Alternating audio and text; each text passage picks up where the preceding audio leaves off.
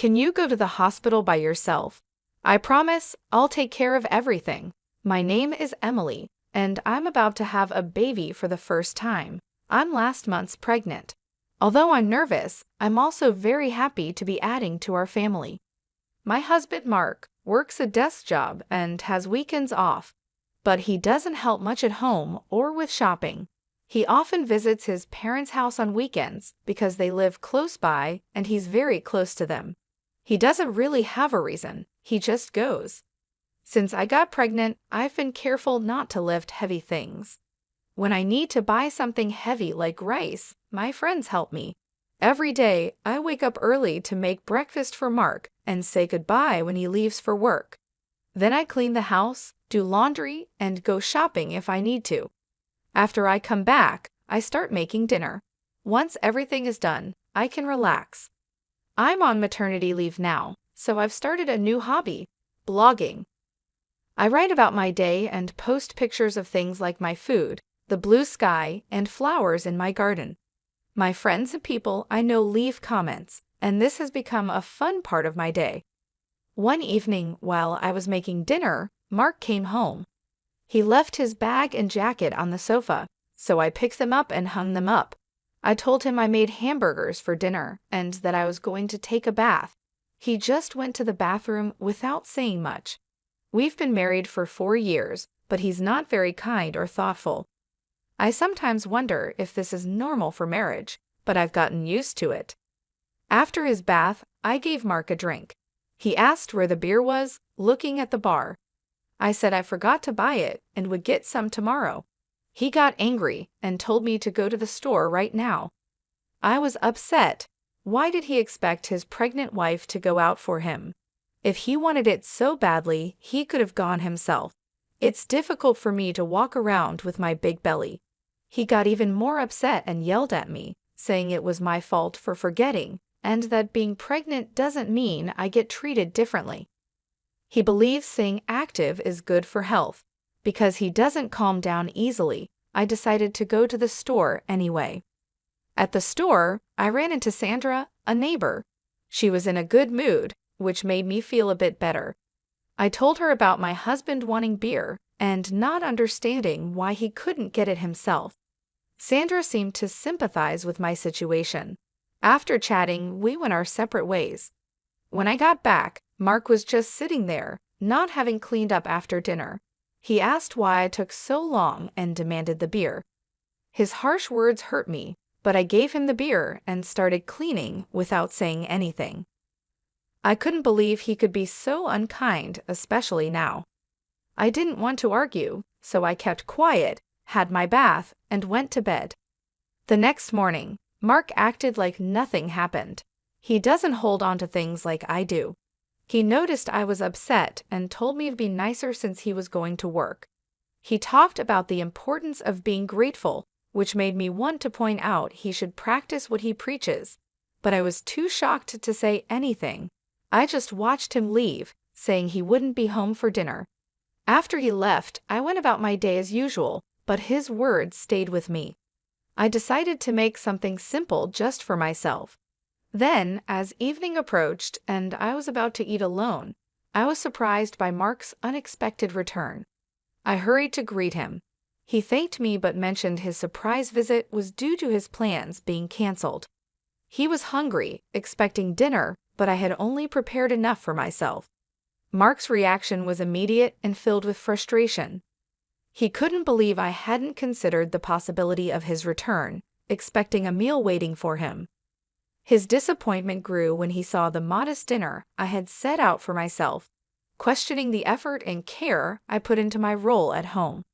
He criticized my cooking and suggested I take lessons from his mother, implying her skills were vastly superior. This comparison to his mother, a recurring theme in his critiques, deeply hurt me. He then demanded I go out and buy something for him to eat, ignoring the fact that it was already late and I had settled in for the night.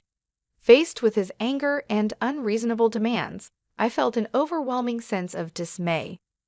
When I hesitated, pointing out the impracticality of his request, Mark's patience snapped. He reminded me of my previous oversights, like forgetting to buy beer, and declared his intention to return to his parents' house out of frustration, leaving me alone. His departure, though abrupt, brought an unexpected relief. However, the next day, this brief respite was shattered by a call from Mark's mother, chastising me for not preparing a meal for her son. Her accusation of what she deemed as near moral harassment was difficult to hear. I attempted to explain the situation, but faced with her unwavering stance, I ended the conversation with an apology, feeling disheartened. With Mark away, I allowed myself a leisurely late brunch, a small act of self-care amid the turmoil. Yet the prospect of his return loomed over me, tinted with the anticipation of further conflict. Determined to bridge the gap, I resolved to make an exceptional dinner that evening. I shopped with care, selecting ingredients for a special meal, and ensuring to include Mark's preferred beer, aiming to mend fences through a gesture of goodwill. I shortened my daily blogging ritual to dedicate more time to cooking, pouring my effort into preparing a meal that would surpass Mark's expectations. The table was set meticulously, reflecting both my dedication and a hopeful step towards reconciliation. As I surveyed the scene, a sense of accomplishment washed over me. In this effort, I found not only a means to potentially appease Mark, but also a moment of self-validation. I hoped that this dinner, a symbol of my effort and care, would be met with appreciation, marking a step towards understanding and mutual respect. I waited for Mark in the dining room, but he didn't come home. I tried calling him many times on my phone, but got no answer, which made me worry. Hours passed, and I thought maybe he went to his parents' house. They hadn't seen him either. It was getting late, and I was about to call the police when Mark finally came home, very drunk. He fell in the hallway, and when I went to help, he yelled at me to go away and not to touch him. He insulted me, and it hurt a lot. I couldn't understand why he couldn't be kinder. I had made dinner with so much care, but it was all wasted. I ended up eating alone, feeling very sad. The next morning, Mark acted like nothing happened. He complained about his headache and questioned why I left him in the hallway. I reminded him that he chose to lie there. He seemed to think it was my job to look after him, even when he was drunk, and hadn't told me he wouldn't be home for dinner. He said his plans changed last minute and didn't think he needed to tell me. His excuses made me feel even more distant from him. I decided I needed a break and planned to go to my parents' house the next day. Being around Mark had become hard and unenjoyable. His lack of respect made me think about divorce, especially with our baby on the way. I was excited about the baby but sad about our relationship. I've heard from friends that giving birth can be tough, but I'm more excited than worried about meeting my baby. My neighbors cheer me up by saying it won't be long now. One day, Mark mentioned his parents wanted us to go on a trip with them. This surprised me because Mark's parents and I don't always get along. They often take Mark's side in any disagreement. Mark insisted that being pregnant doesn't mean I can't travel and that everything was arranged for a short trip next week, which is close to my due date. I felt this was too much and tried to object, but Mark wouldn't listen. I talked to a friend about it, who agreed it was unreasonable. When the day to leave arrived, I said I wasn't feeling well and wanted to stay home, but Mark insisted I'd be fine in the car. As we were getting ready to leave, I realized my water had broken. I told Mark we needed to go to the hospital right away. He was surprised, and then, strangely, he told me to get out of the car because I was making a mess. I couldn't believe he was more concerned about the car than getting me to the hospital. Mark told me to get out of the car because he needed to clean it, and then, shockingly, he pulled me out and drove off, saying I should go to the hospital by myself. I was too surprised to react. Quickly, I called for an ambulance, and that's when Sandra, a neighbor, came over and saw I was in trouble. She helped me get a special taxi to the hospital, comforting me on the way. I was thankful for her support and cried a bit from the relief of her kindness. As Sandra stayed with me at the hospital, I quietly promised myself that Mark would regret his actions. Sandra held my hand, keeping me calm until my parents arrived. They looked worried, and Sandra said she needed to talk to them about something. Then I started having more intense labor pains. My phone rang, and it was Mark calling. My parents didn't look happy but handed me the phone. Mark sounded panicked, asking for help, but I couldn't deal with him right then and hung up. Despite turning off my phone, Mark kept sending messages. Eventually, I was taken to the delivery room, and after some time, I heard my baby crying. I was so tired but happy to see my parents and Sandra with me. After sleeping for a bit, I woke up in my hospital bed. My parents were there, looking concerned. I asked about the baby, and they said the baby was fine and would be back with me soon. Sandra had left, but I felt so grateful for her help. I promised my parents that things would change once we got home. I decided to visit Sandra later to thank her. When I turned on my phone, I saw a lot of missed calls from Mark, which surprised me, but I didn't feel any hope from them, so I just ignored them. A friend came to see me in the hospital to celebrate the birth of my baby. As we talked, I told her about what happened with Mark. She was shocked and even joked about wanting to scold him. She made sure I knew resting and my health were most important, then she left. My parents, already knowing the full story from Sandra, asked me what I planned to do next. I told them I was thinking about getting a divorce, and they supported my decision. I decided to stay with my parents after leaving the hospital.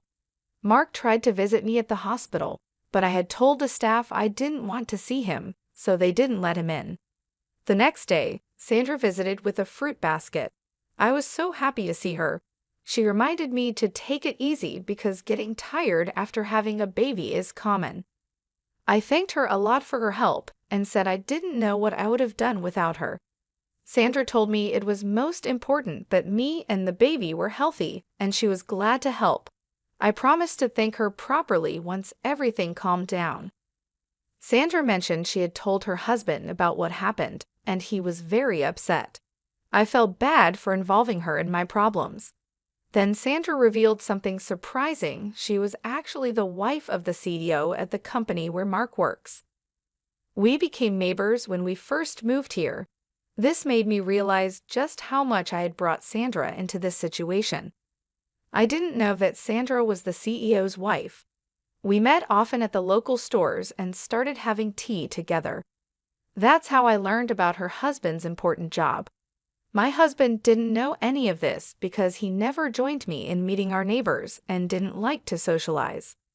Sandra once asked me not to tell my husband about her identity because she didn't want to cause any trouble, and I agreed. With my difficult situation at home, Sandra offered to talk to her husband about it, but I didn't want to bother her. After what happened recently, it seems that Sandra decided she had to act, which is why my husband was trying to reach her. I'm really grateful to Sandra for her support. She told me I was a dear friend and she couldn't just watch me suffer. Even though my husband kept sending messages, I ignored them, focusing on my future with my baby. Just before leaving the hospital, a friend showed me a social media post about my situation. She has many followers and had shared a video someone took of me being yelled at by my husband when he made me get out of the car. My face was blurred for privacy, but the video got a lot of attention, and people figured out who my husband and his company were. Now he's facing a lot of criticism online. I was shocked to learn how much attention the situation with my husband had gotten online. My friend, seeing my surprise, simply said that my husband and his actions were his own doing. The story had spread so much that even my husband's friends knew about it. He tried to excuse his behavior by saying he had plans with his parents, which led to criticism of them too. Stories about my husband's parents started appearing online as well. Then my mother-in-law called me. My friend suggested I should answer and speak my mind, but I was too overwhelmed and chose to ignore the call.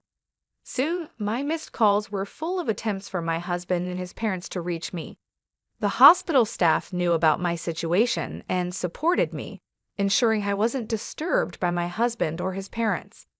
As my discharge day came, I worried about encountering my husband and his parents outside the hospital. My parents assured me there was nothing to worry about. On the day I was leaving, I heard my husband and in-laws calling out to me. Suddenly, men in black suits formed a barrier around me, making me feel safe. They were there to protect me on someone's orders, and my mom reassured me once more, saying I had nothing to fear. With their protection, my husband and his parents couldn't get close as I got into the car safely.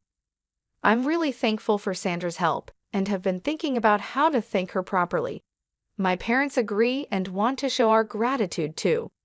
Even though I've started a new chapter and am enjoying better days, my husband and his parents keep trying to contact me.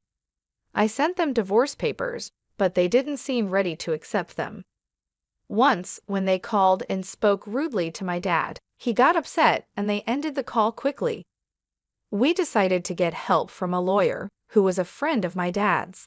The lawyer was willing to help us after we told him about the situation and the video that was shared online.